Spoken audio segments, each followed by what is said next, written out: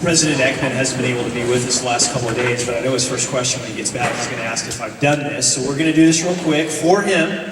So sorry, introverts.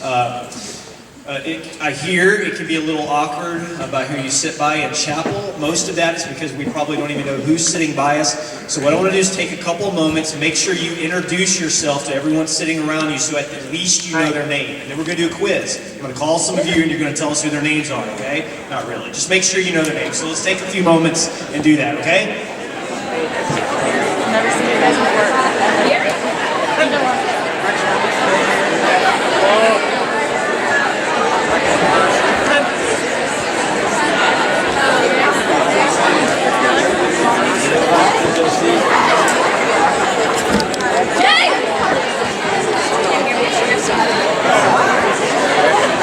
JJ.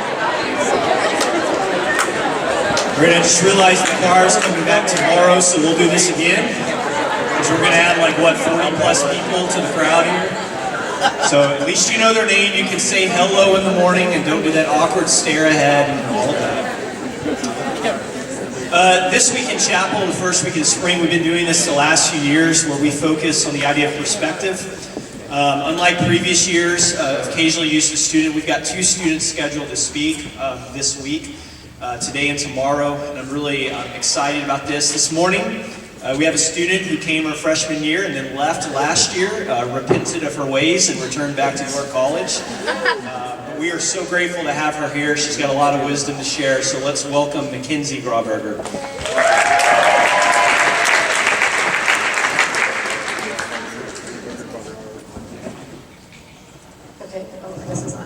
I need to chill first off, I'm sweating.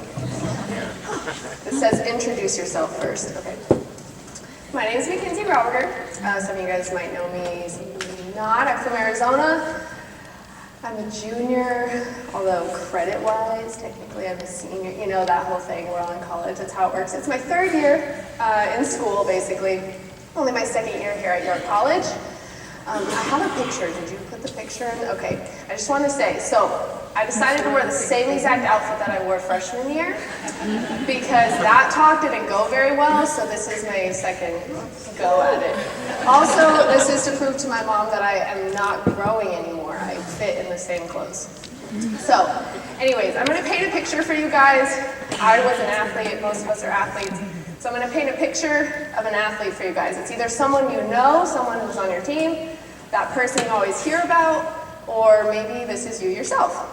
They're that person who never plays, or maybe just at the end of the game for, the last inning or the last quarter, just a few minutes. But despite the fact that they never play, they're also that person that is always early to practice. They do everything that they're supposed to do and more. They're that person that stays after practice and does 100 free throws, or, I don't know, in baseball, I don't know, the batting cage. Oh, I know baseball, I'm just nervous. Anyways, they're that person that does everything that's asked of them and then more, because that's just who they are. Despite everything, all adversity, everything that, not playing, all the tough emotions that go with that, they still go out and do that. Do you guys know someone like that? It's kind of annoying too, you're that kid that never plays, but you're out there showing us up in practice all the time. Like, that's annoying. Well, this is my perspective on work ethic. This person's work ethic never falters, and I think that's awesome, and that's how I do everything in my life. That's a work ethic that I do all, my athletics with, but also school, work, everything. In fact, that was me. I was that athlete.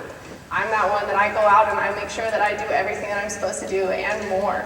Because ever since I was younger, my parents always told me, hey, Mackenzie, what are you doing? Sorry, Alex. My parents would always tell me, Mackenzie, there's always going to be somebody who's better than you. They didn't tell me that to discourage me, but they told me that to let me know that I was always going to have to work hard.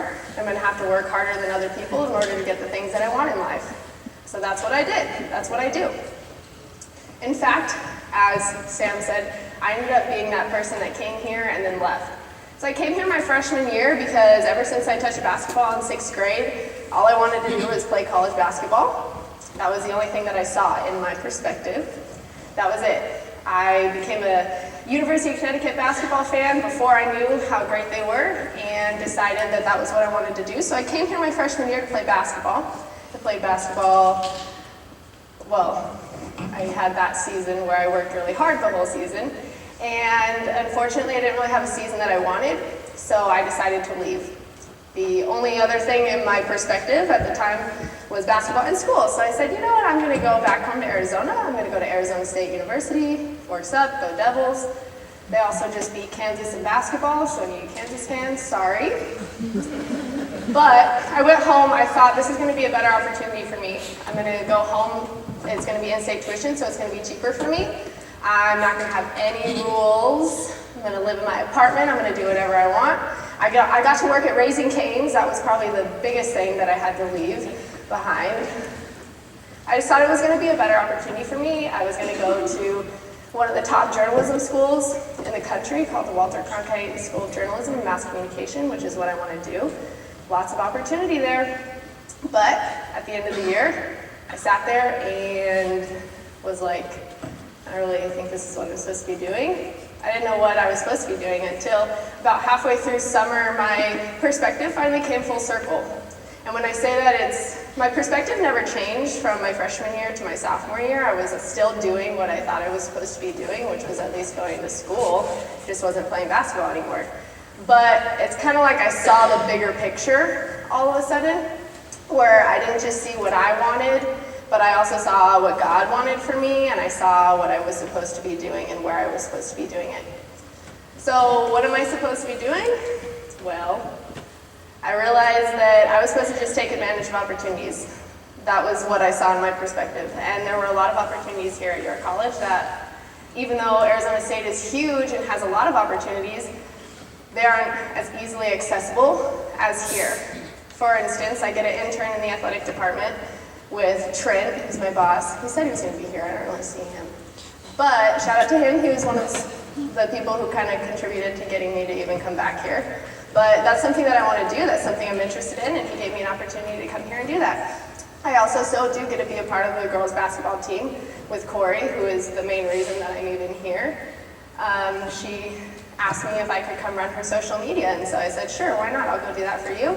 I'm also doing things that I never thought I would do. For instance, I'm going on study abroad this summer, and I've only been in Mexico for one day on a cruise, so it's going to be a big experience for me.